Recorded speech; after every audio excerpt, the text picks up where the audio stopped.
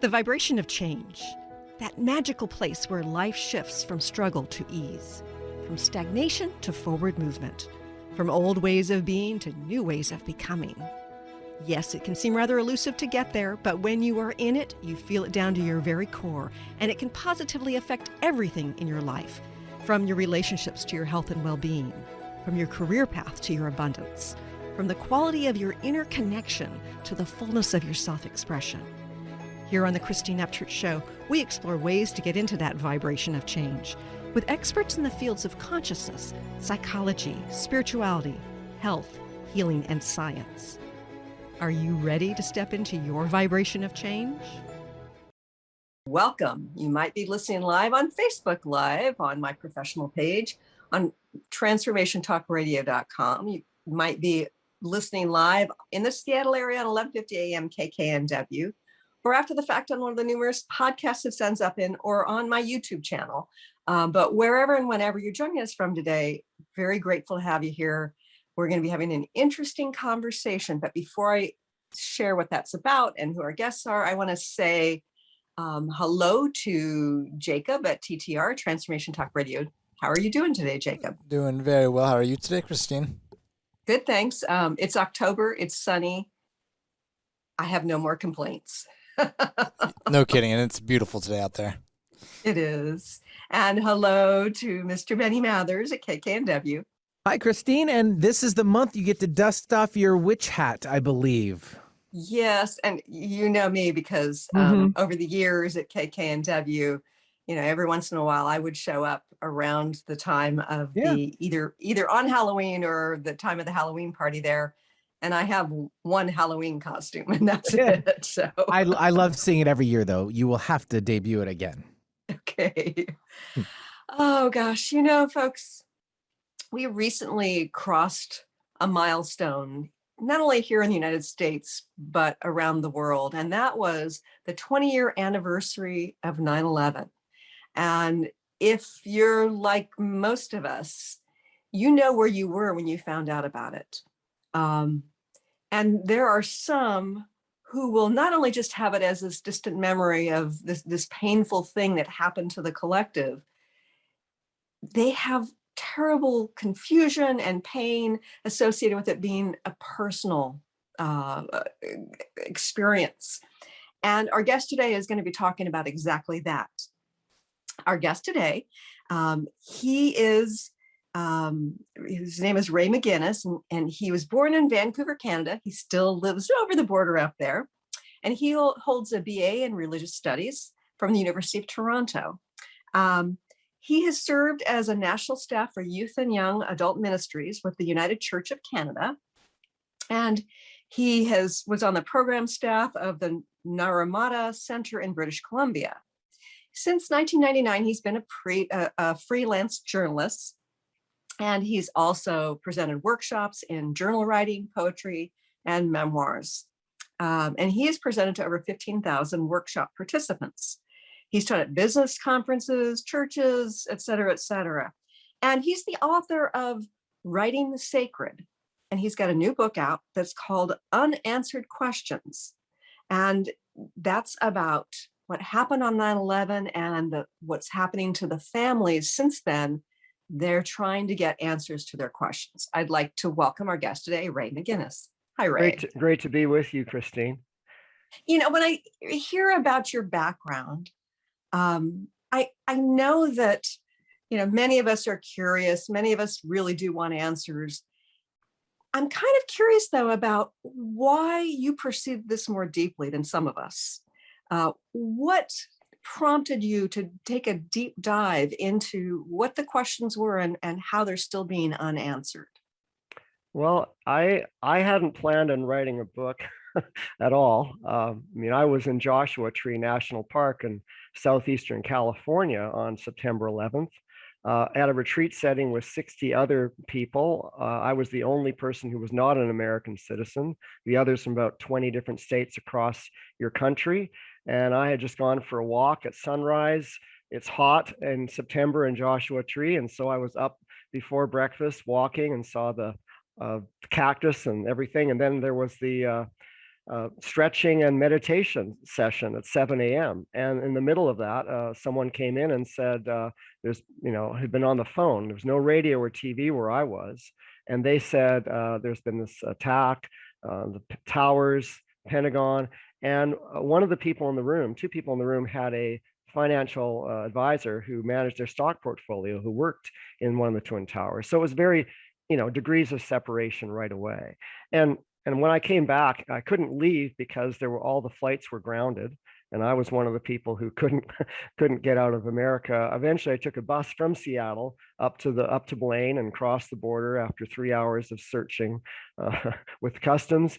And then, I went on with my life. I mean, everything was going on: the Afghan war, the Iraq war, the 9/11 Commission happened, but in Vancouver, at least, it was hardly a blip on the radar screen. It wasn't like Watergate or anything else. It was just not much coverage. And so I just happened to be on another writing workshop book tour with Writing the Sacred in 2007. And I was in an airport looking for a book because I'd finished the one I was on. I had 10 more days before my tour was over in the Canadian prairies. And there was a book in the airport bookstore called Wake Up Call: The Political Education of a 9/11 Widow by Kristen Breitweiser, whose husband, Ron, died in the South Tower. And sometimes I'm away from the news because I've got a weekend or a week-long writing workshop, but otherwise I'm checking in with the news, mostly by radio, sometimes by newsprint, occasionally by TV. So I think that I follow it closely, like many people do. But I was surprised when I picked up her book to find out that not only were there family members who, went to funerals, published obituaries, or read the names of their loved ones on anniversaries, or had features about what a remarkable person this was who died, but there were many families who also went to Washington, D.C. to try and learn the lessons about what had happened and make their nation safe. And I thought that was an interesting story. And so I went to the website that they had, which is still on today, with all their many questions and their nearly 50 press releases. And I just started to create a file of newspaper clippings based on what they were reporting. And that sat there. My dad had cancer, multiple myeloma, in 2010 to 2014. So I was not following my book idea at all. I was just being a caregiver. And then after he died, I was with the estate. And so all of 2014 was all about trying to not fall apart, telling a teller at a bank or a person about the golf club that his membership was over because he died. So I was not in the space at all to think about a book at all. But by 2015, I've written poems and other things. And someone was asking me, are you doing anything else? And I mentioned this idea that I had, which initially was just personally writing about my own, where I was in September 11th, writing my own personal reflections. And that was just a private thing I'd shared with a few people. But somebody said to me, well, I've never heard about any families going to Washington, D.C. or doing anything like that. And I talked to a cousin of mine in the San Francisco Bay Area who watches CNN and MSNBC nearly nightly and prides herself with being up to date all the time. And I talked to her about it. And she said she'd never heard of the Family Steering Committee for the 9/11 Commission. I thought, well, maybe there's a book in this. Maybe there needs to be someone who's and I thought, if I'm going to do this, I'm not going to write a hard scrabble book about political science or current affairs the way many people do that are very left brain. I will have to deal with some difficult material, but I'm going to write this so that anybody who's taken a writing workshop from me, journaling through grief and loss, poetry and nature walking workshop, or a memoir class could read my book and make it accessible. And I thought the only way into that is through personal narrative and layering a lot of my book with the voices of the families. Mm. And first of all, I'm sorry for your loss. Thank you. And I know how difficult it is when we lose a loved one. And when a loved one dies of natural causes or of a disease, or even some sort of random accident, it's incredibly hard to process. But I can't imagine those people who have to somehow contextualize their loved one's death within the context of such a horrific situation, trying to make some sense out of it. So what is it about the personal stories that motivates you to, put it out there that there are these unanswered questions that need to be answered? Well, I begin with compassion and sympathy for the story that starts with Patty Cassaz's husband John died on September 11th in the North Tower. She, gets involved in having the funeral, and then in the aftermath, after people have come to the service, then she's there alone, and she's a nursing student. She has her son John Jr., and she's left to look at the empty chair at the meal table each day. And so for her way for dealing with her grief and healing was to just come to peace with it by reading some news articles to try and understand how did this lapse in defense happen. And as she read more and more articles, she found that things didn't seem to line up from article to article.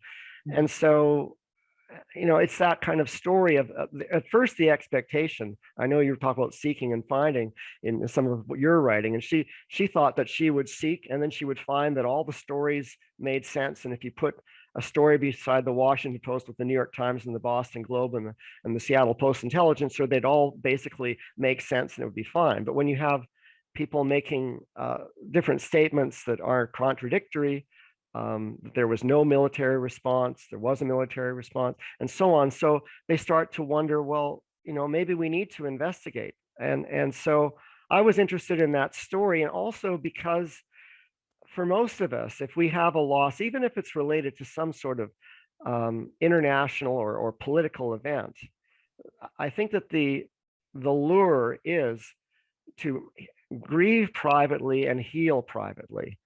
Very few of us are going to say, okay, I've had this awful thing happen in my own personal life with my own personal family members, and I'm going to go to Washington, D.C. or Olympia, Washington, or City Hall in Seattle and knock on the doors and try and change things, or, get traffic lights in this, even if it's a car accident and people should have always had a stoplight there. People don't always do that.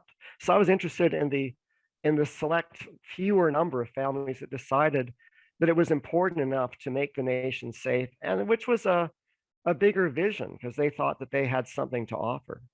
When I think back, I mean, of course, I know exactly where I was on the morning of 9/11, and it's such an incredibly shocking thing. And when you look at the destruction, it was complete, total destruction of the Twin Towers and a lot of destruction with the Pentagon.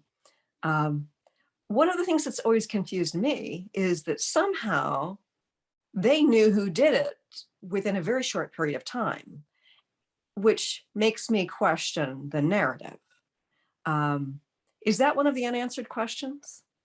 Well, that was, Kristen Breitweiser, whose husband Ron died, whose book I read, Wake Up Call, was the person of the family members who spoke before the joint 9/11 inquiry of the Senate and Congress on the 18th of September 2002. And she said, how is it possible for the government to, on the one hand, say it didn't have any idea who these people are, and then within hours, before noon that morning, they're saying, here are the 19 hijackers. Here's a videotape from a grocery store or a 7-Eleven up in Maine or Portland. All kinds of information is also suddenly available, and she's saying, were we tracking these people? Did we know something before this? How can you have people boarding planes with mace and pepper spray which are prohibited, all kinds of questions that she had. And the questions that she was asking weren't regarded as ridiculousness.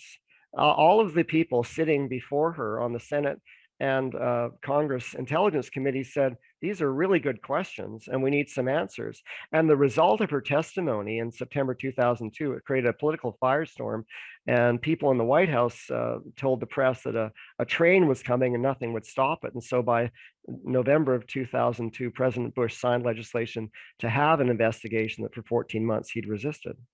Mhm. And I find it very perplexing that the president of the United States would resist such an investigation or such a commission to investigate. Yeah, Do you have any explanation for that? well, I mean, Mary Fetchit, whose son Brad died in the South Tower, who from what I've read, she described herself as a person who was not very political. I don't know, but I don't know that she would have even voted in 2000. So you got a range of people who are voting. Some were Democrats, some were more Republicans than Democrats on the family steering committee who told the press how they voted for the, but there were a number that I think didn't even vote. And she said to the 9/11 Commission on 31st of March 2003, when it first had its first public hearings, that she was, really frustrated that she had to wait all of these, over a year and a half for any investigation to start. And she said, we know that on the 28th of January 1986, there was a Challenger space shuttle with some loss of life of a few, astronauts.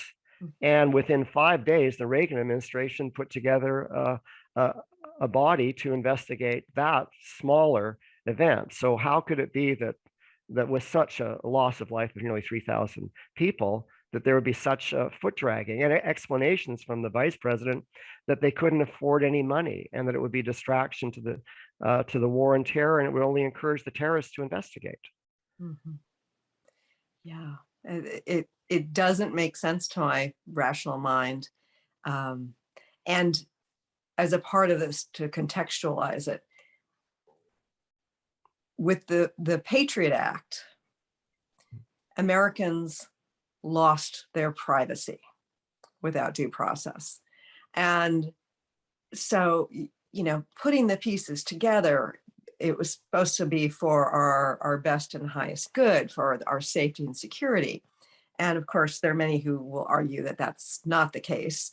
But the whole scenario, there's something not right about it. What are some of the other questions that have come up for the families? Now, well, let me set the table by telling you first what they were bumping into as the commission got rolling. And I love how you talk about seek and you will find, and the gospel, and how there's also the gospel of Thomas, the non-canonical take on that, where he says, seek and you will find. When you find, you will become troubled. And then when you become troubled, you will be astonished. And then you will come to a place of rest, or you will see with new perspective from a higher place. Mm-hmm. And I think that what the families ran into was they sought, Patty Casaza says, I voted for President Bush and I thought he'd be our strongest advocate, but he ended up being our fiercest adversary. And so that's one of the things, they seek that, and then they run into all of this resistance. Lee Hamilton, who co-chaired the 9/11 Commission, didn't want to have any public hearings, didn't want to have any swearing of oath, didn't want to have any subpoenas. And so, and you also have the specter, the families are issuing press releases throughout the time. And they comment at one point about how witnesses are coming before the public hearings, but more significantly, there's 8 or 9 teams of 9/11 Commission staff that are meeting some thousands of witnesses behind closed doors because of security and privacy of confidentiality of who these people are in the CIA and the FBI and so on. But what they find out is that you have somebody from the FBI or the CIA or the Department of Defense going before 9/11 Commission staff team to tell them what they know about something. And accompanying them is a government minder, somebody who's higher up in their department, perhaps standing with their hand on the witness's shoulder or sitting beside them. And when a question is asked of the witness, the government minder interrupts and answers the question for them. And the family said, these people don't feel free. They're self-censoring because they're worried about retribution if they say things to the 9/11 Commission staff. And so that's not how you run an investigation when you want to get to the bottom of what happens. Mhm. Yeah, and so one of the questions I have is, did they want to get to the bottom of it? I mean, that's my question. Well, one of the things that they found out early on was that Philip Zelikow, who's like the face of the 9/11 Commission, or the 10 commissioners, but behind it is Philip Zelikow, the executive director, and his office executive assistant, Heidi Hotteker, I think is her name, had a background of being staff for different embassies around the world, US embassies. And so she was used to doing certain things professionally, including keeping a phone log of all the phone calls he received. And she found, to her surprise, that he was receiving numbers of phone calls from senior White House counsel Karl Rove. And it seemed that from what she was able to deduce, and a number of other 9/11 Commission staff were discovering, was that there was great consideration regarding how to steer the 9/11 Commission so that whatever the report was that came out in the summer of 2004, it would not embarrass or damage the sitting president's reelection chances. And that's not, in the view of the families, that's not the chief consideration of having this investigation, given this loss of life. Another and of course, in consideration of our country and political transparency and stability, it's not in the best interest of Americans to have that withheld. No, and another thing that they found out in March of 2003, the executive director and another senior counsel, Ernst May, put together an outline of the 9/11 Commission report with all the chapter headings and all the subheadings. And when people looked at the report that came out, it was almost a mirror image of all of those things. Now, normally when you're doing a police investigation, and in the course of any trial, often there are new witnesses that people find out, and they come forward, sometimes a star witness. If you've seen Perry Mason or any of these other crime shows, suddenly a witness appears that no one knew about, who has some new information that changes the direction of the whole way the trial goes.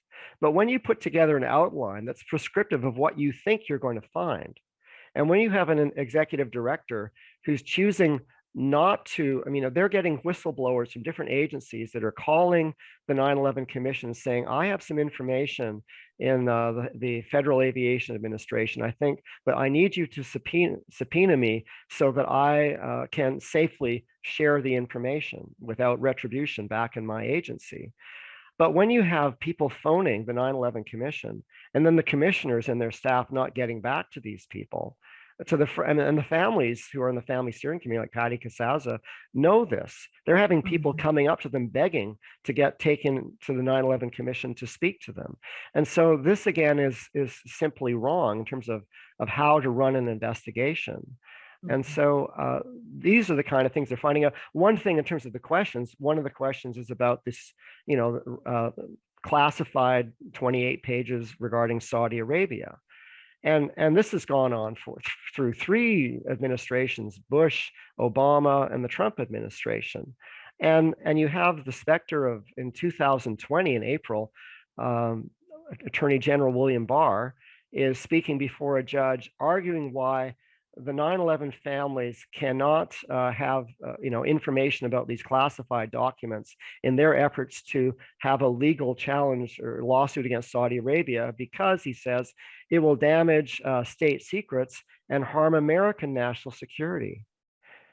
I mean, for the families, whether they're Republican, Democrat, or independent, or whether they vote at all, it just doesn't make sense to them. How can our pursuing a lawsuit against a foreign nation of Saudi Arabia damage American national security?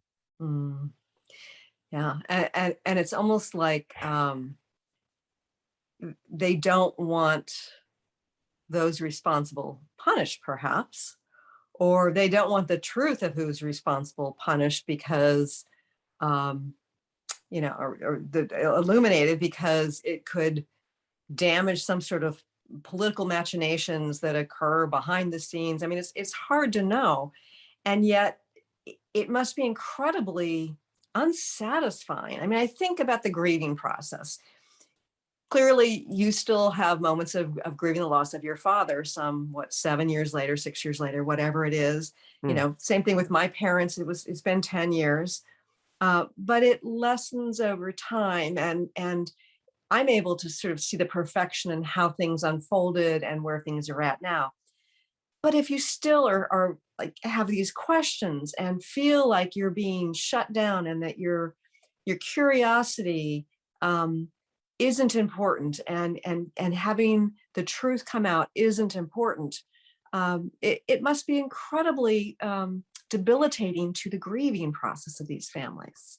Well, one of the things that I know family members, Lori Van Auken and Kristen Breitweiser and Mindy Kleinberg, whose husband Alan died in the North Tower, were saying that on the one hand, you have 9/11 commissioners, some of them before the press in March of 2003.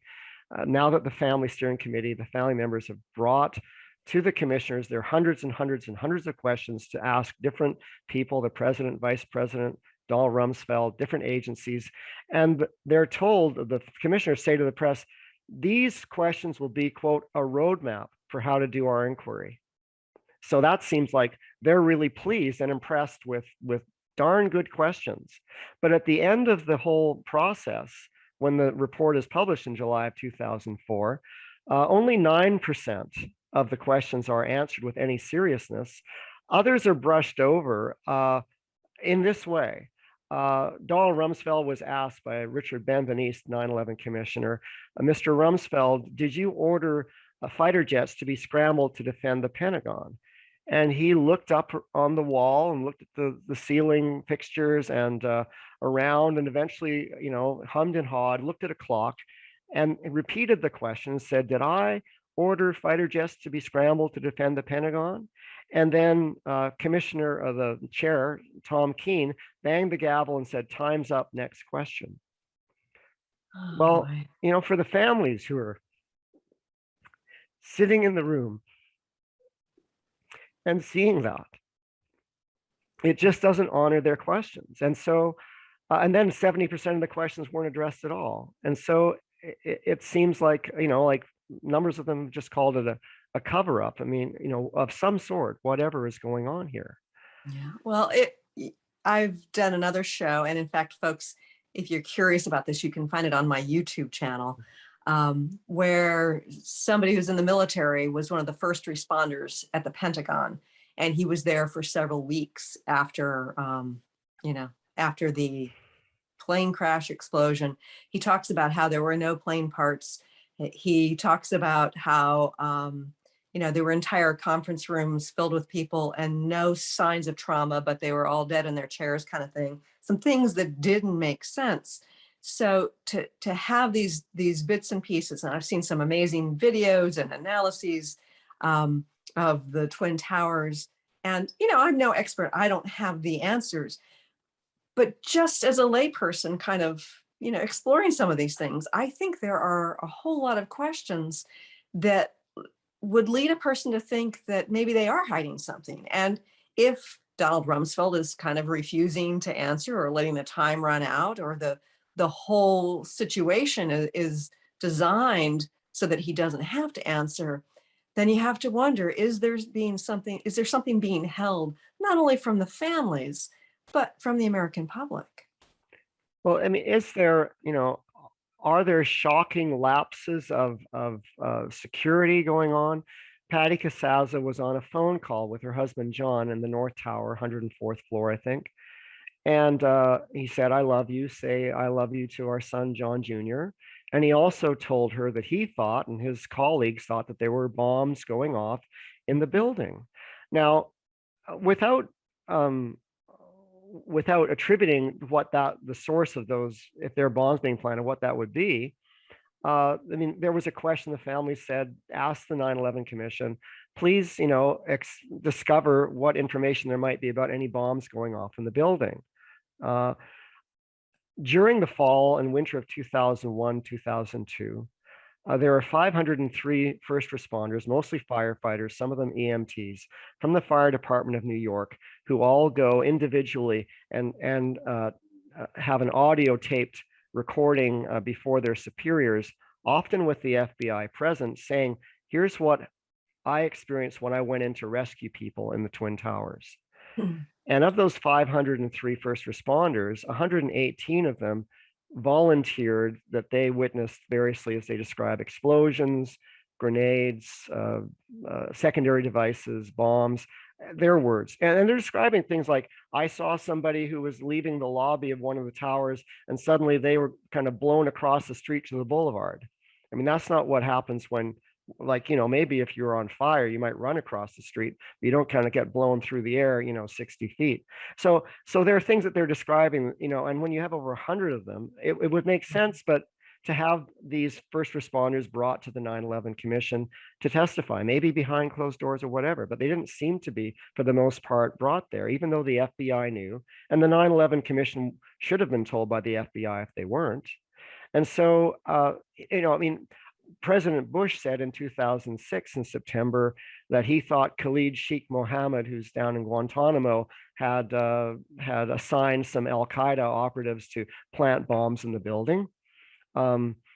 Maybe, but whatever is going on, it would seem that you'd want to look into that, because if that was the case, that terrorists are planting bombs in the buildings, that's a massive breach of failure of security in a place that normally is very secure, especially since the 1993 truck bombing in the North Tower. Mm-hmm. And I've seen a video from like street level of explosions going off in one of the towers, and it was, and I mean, it wasn't like the building is collapsing and you see things coming. It was like you could see the light from explosions. And it's very conceivable that, terrorists who's going to carry this out would put the explosive devices in there. And yet, how would they get in there with those explosive devices? And why are those questions not getting asked or properly answered? Well, it confounds the family members, and it also, I mean, Sally Reaganhard, who lost her probationary firefighter son, Christian, at the age of 28, and Monica Gabrielle, whose husband Richard died in the South Tower, had a family group called the Skyscraper Safety Campaign. And their chief concern was, what does this say? What are the implications? According to the official story, two steel frame buildings that were certified steel not to melt, below 2750 degrees Fahrenheit. Here you have these buildings plus the World Trade Center 747 story skyscraper not hit by a plane, all collapsing in a matter of 10 seconds or less. Mm-hmm. What does this mean if you're a firefighter in New York City or anywhere around the world? Does that mean if you go into a building that's on fire, that it might suddenly just collapse into dust in a matter of seconds? I mean, if you were a firefighter and you thought that might happen again, you might think twice about becoming a firefighter. Because I talked to Fire Commissioner Chris Joya in the Franklin Square and Munson Fire Department in Queens. He says that, we're brave, but we're not suicidal. If we actually thought that steel frame buildings would collapse like that, we wouldn't go in. But he says, Oriole Palmer is on the 78th, 79th floor of the South Tower. And he's 2 minutes before the South Tower collapses. He's there. He's telling the people, backup battalions just floors below him, that it's safe for them to proceed. How can it be safe for him to proceed if the building is so hot that it's melting steel? And also, wow. Kevin Cosgrove is on the 100 and something floor. He's been on the phone in the South Tower since 9:44 a.m. for 15 minutes until the tower collapses to emergency people at 9/11, trying to get help. He's talking to the person on 911 on his landline. The receiver is cool enough for him to hold in his hand. The phone cord from his telephone to the wall is not disturbed, and nor is the plastic jack in the wall. So how can that all be intact, and yet the steel frame columns are melting? This is so incredibly disturbing because you'd think 20 years later, there would be answers. And I know that there had been promises of declassifying some of the information. Did that occur? Well, President Biden has very recently, after 1,800 family members wrote a letter to him saying, we don't want you showing up at any memorial anniversary unless you declassify some more information about the Saudi possible complicity. And he agreed to do that. But what he's agreed to do, from what I can tell, is he's agreed to launch a process where they'll decide which documents to release. It's not as though they're going to release all of them. So hopefully it will release the most pertinent ones, but they could also be opening the ones that are the least damaging. It's confusing for the families. So are there some families who believe that somehow our government was complicit in this? I've spoken to numbers of families who do suspect that the government was complicit in some way. An example would be, I talked to Bob McIlvaine, whose family was featured on the Atlantic Monthly this September 2020, and for him and for Joe Krakenfels, whose nephew Leonard Snyder died. There are questions about, for example, you have 19 hijackers, 15 of them are coming from Saudi Arabia. You have Michael Springman, who's with the State Department, the embassy in Saudi Arabia, US Embassy. And there are people in they're seeing people applying for visas. The visas have things like, what year were you born? Answer, 1878. Where are you going to stay in America? No answer. What will you be doing? No answer. If either one of us tried to fill out a visa application, say if we wanted for some reason to go to Myanmar, I can tell you we wouldn't have our visa application accepted. And yet you have people in the CIA office adjacent to the US Embassy in Saudi Arabia overriding the decisions by the embassy staff and fast tracking these alleged hijackers into the USA. So it seems that people are making generously very poor decisions, but maybe worse. Paul O'Neill, who was this Treasury Secretary with President Bush, writes in his memoir in 2004, The Price of Loyalty, that at the first cabinet meeting in January of 2001, the president said that he'd like to find a way to get America into a war in Iraq. And Donald Rumsfeld is going over the familiar talking points. Saddam's a bad guy, regime change, weapons of mass destruction, all those other things. And so, some family members wonder, and even Max Cleland, who was one of the 9/11 commissioners, wanted the 9/11 commission to investigate if there was a connection between the Iraq war and what happened on September 11th. But the other commissioners resisted doing that. And the person who replaced him, Bob Kerrey, said in the 2000s on a radio show in New York that he thought that there were so many questions unaddressed by the 9/11 Commission that there should be a permanent 9/11 Commission to investigate what's left to look into.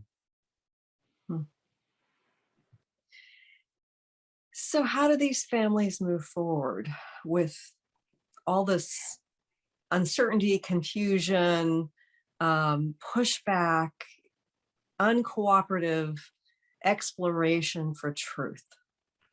It's been quite the pushback. I know that in the mid 2000s, Ann Coulter said that the Jersey widows, who were Patty Casazza, Lori Van Auken, Mindy Kleinberg, and Kristen Breitweiser, by asking their questions, any questions of what happened on September 11th, they were, quote, dancing on their husbands' graves. And that's just not true.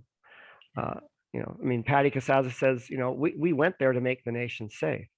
And in Kristen Breitweiser's book, she, you know, the position, I think, of all the Family Steering Committee members in March of 2003 in through the spring of 2004 from their press releases, they were accepting, you know, the bare bones of the story by the government, which was 19 hijackers, 4 planes. So they were you know, accepting that Osama bin Laden was responsible. It was only after the report came out with all these ignored questions that it raised more disturbing questions for them. But one of the things that the daughter of Kenneth Van Auken, Sarah Van Auken, went to college or university in Pennsylvania in the arts and drama. And in 2014, she performed a play in Philadelphia and off Broadway in New York called This Is Not About 9/11. And it's an interesting, I didn't get to see it, but I got to read a lot of articles about it. And what she does in this one woman play is she goes on stage with a suitcase full of memorabilia. And then the person who's, there's a person off stage who is the interviewer for the 9/11 Museum. And that person representing the 9/11 Museum in her play just wants to ask questions about the sad story about her dad dying and try and get the audience and her to just bring out the Kleenex boxes and tell a sentimental story that's very contained that we can all cope with about grief. But what she wants to do in her play is say, yes, but I have questions. And so she starts to say, you know, why was it that the only people who seemed to be able to fly when everybody else was grounded were relatives of Osama bin Laden in the days afterwards? So she starts asking these questions. She says, you know, a way for people to really honor my dad and others who died that day is to be curious about the questions. Instead of regarding any questioning as being unpatriotic, it's a service to those who died to ask the questions, because, you know, the dead, who speaks for them? Yeah. Yeah. If I were had a family member or a loved one who had passed in that way, I think I'd be angry. You know, they talk about the different stages of grief. I'm sure you're incredibly familiar with those, but it's that anger stage, because they're being shut down. And it could be that the truth would make people even angrier. And so therefore the truth is being withheld. It's hard to know. I mean, you know, are these things conspiracy theories? You know, perhaps. But yes, it's asking the questions seems like a very reasonable human thing to do. And it's unbelievable that they've been shut down so much. There was a time early on when the families came to have a rally, some 300 of them, on the 11th of June 2002. And Senator Joe Lieberman from Connecticut was there. And he and soon after that, Republican Senator John McCain were championing the families and the need for an investigation. There was a time, even in the media, from reading news stories and mainstream sources, where in the Los Angeles Times and other places, where the numbers of questions would be cited as examples of why it was important to have an investigation. But that seems to have changed after the 9/11 Commission report came out. A lot of news sources cheerled the 9/11 Commission report. This is the definitive report. It didn't mention the many questions that were ignored. There were some, like Harper's Magazine, that said this is an embarrassment, and that the report was, in Harper's view, was in inviting Americans to engage in a relish for national fantasy. That this story didn't hang together from the view of the Harper, partly because you have 3 important chapters, 5, 6, and 7 in the report that are all based on how the story of the 9/11 hijackers comes together. And all of that testimony to put that story together is gleaned from torture in Guantanamo. And so, Mm, if you had a trial in an American court, the judge would not permit tortured testimony. right, right. Yeah. So what's next for these families? Well, for some of them, what's next is, I mean, they're all trying to make peace with what's happened at the same time. I mean, on the one hand, I mean, people like Kristen Breitweiser and Lori Van Auken have said to a reporter in the last years that they're still suffering from what they called PTBS, which they said was post-traumatic betrayal syndrome. So, Mm, part wow. of what they see, having seek and you'll be troubled, troubled and you'll be astounded, and then you will come to a new place of seeing. So they see that sometimes politics trumps even the most important types of investigations. I know Mindy Kleinberg has said to refused to reply to 3 or more efforts by the Newark Star Ledger to return phone calls and speak to the press back in 2012. I think numbers of these family members who were so pivotally involved with the Family Steering Committee for the 9/11 Independent Commission have chosen to say, I've been involved in answering questions to the press now for 8, 12 years. I'm not going to do this for the rest of my life. I haven't signed up for this. But there are other family members. Drew DePalma was one of a number of family. His mother Jean died, and numbers of families have been, interestingly, like, they were not involved in this effort to investigate early on. They just went into a private life for a long time. But numbers of them now, after 15, 17, 19 years, are starting to have their own questions bubble up for the first time, and are now starting to ask the government to have a new investigation, which is interesting. I talked to somebody who said that their nephew was one of the police who was in the police helicopter taking photos of Ground Zero as the attacks were happening, as the towers were still up and after they crashed. And this person asked their nephew in the police force, the New York Police Department, if they thought about September 11th very much. And that person said, no, not really. And I think that for some people, they've just been sitting on not opening that door for Right. 2 decades. And they may still yet, maybe in 2 years or 5, they will suddenly start to open it. I think of this the way stories of uncles that I knew that fought in World War II, Mm, people who had fought on the Russian front in Finland or whatever it happened to be. And they hadn't spoken to their children or their spouse about that in many, many years, and maybe would have talked about it near the end of their life. It's how do we cope? That's one of the big questions. yeah. And that compartmentalization, is a very human thing to do. And sometimes it's a real necessity. And I certainly don't blame anybody who's doing that. But I also have a great deal of respect for those who are still pushing for truth. And I'm sure it's not just the families who are pushing for truth. I know that there's a whole movement to illuminate all sorts of things, including what happened on 9/11 within our country and within our world.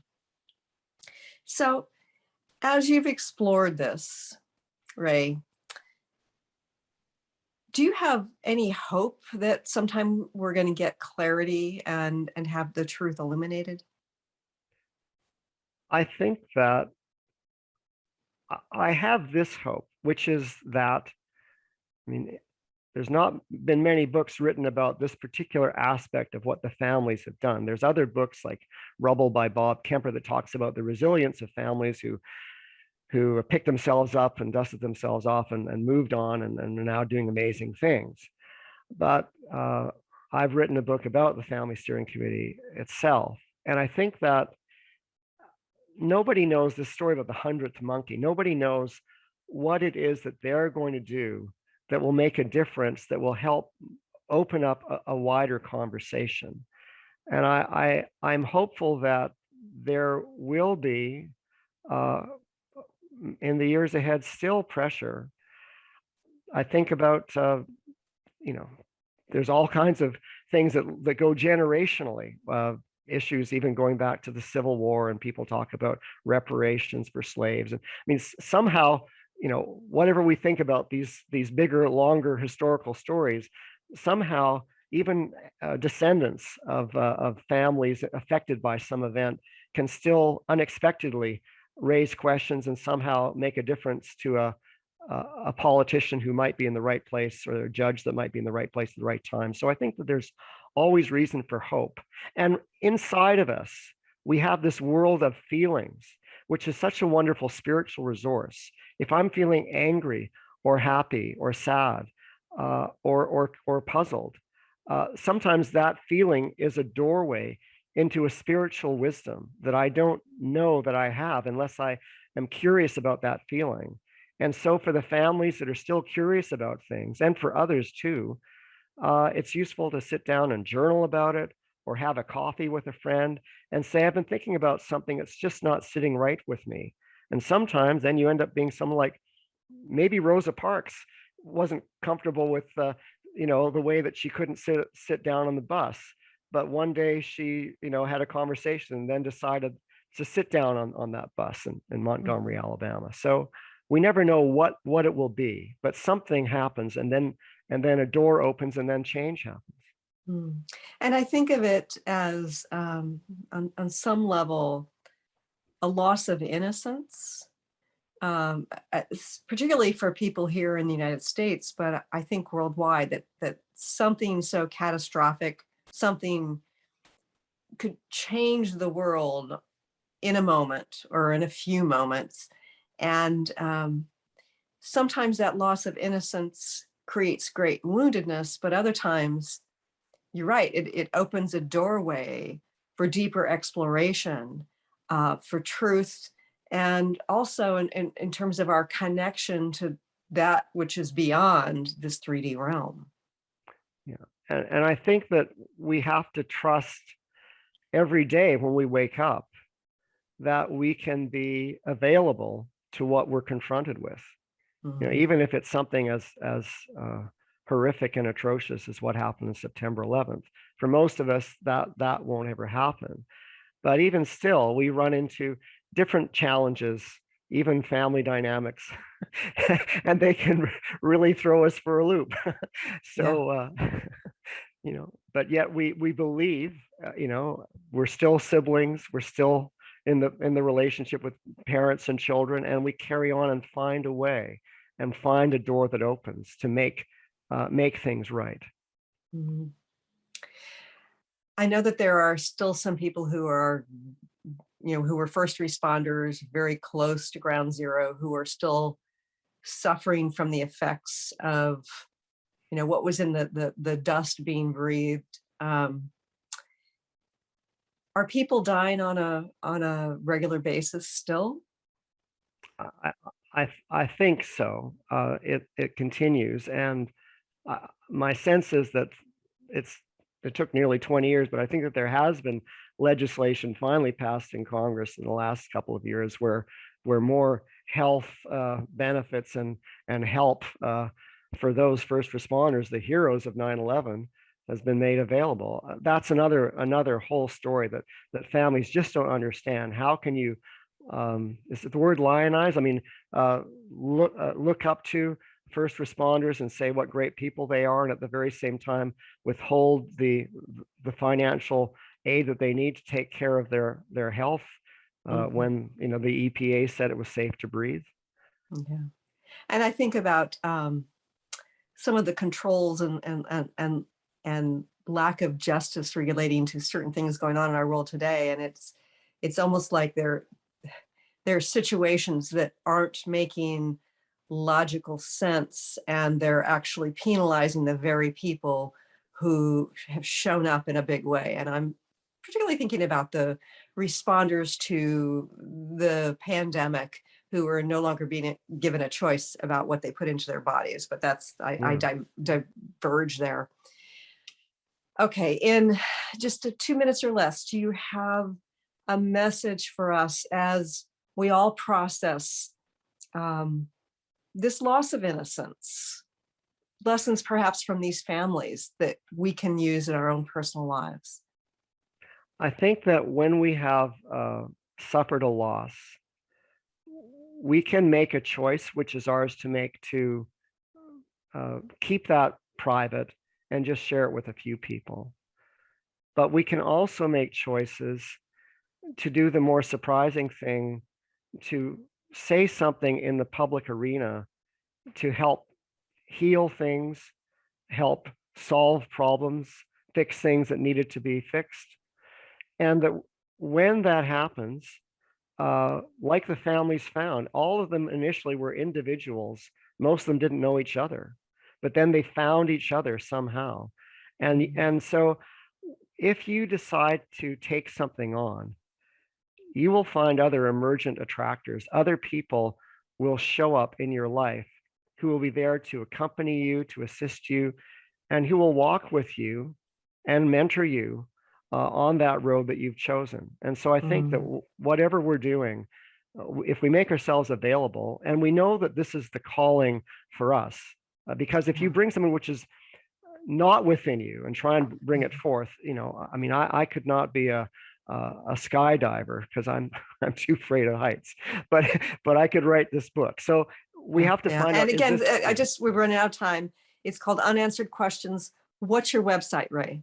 Oh, www.unansweredquestions.ca, like the initials for California.